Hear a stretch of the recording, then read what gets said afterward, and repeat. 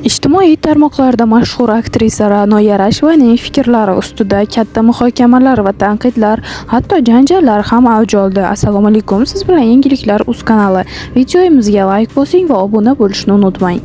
Videoda shunday deyilgan: nima uchun kelin qaynona va qaynodani xizmatini qilish kerak deydi birov.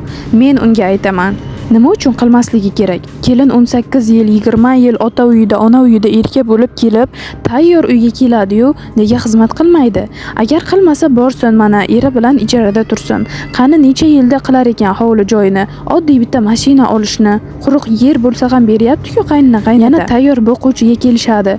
Bir xona bo'lsa ham uy bersa, aqlni ishlatsin-da xizmatni qilsin. Bitta mashina ola oladimi alohida yashab, osonmikan?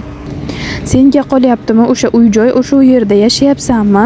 Bolalaring, ering bilan birga turasanmi?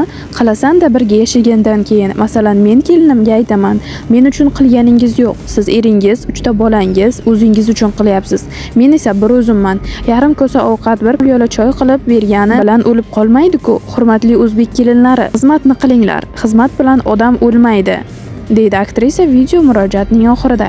Izohlarda ayollarning fikricha, uy-joy uchun qullik qilib xizmat qilgandan ko'ra alohida yashash yaxshi. Kimdir esa minnatli oshni it ham yemaydi deya fikr bildirdi. Sizningcha kelin qaynona qaynotaning xizmatini qilish kerakmi? Bu qay darajada to'g'ri yoki noto'g'ri, fikringizni izohlarda yozib qoldiring.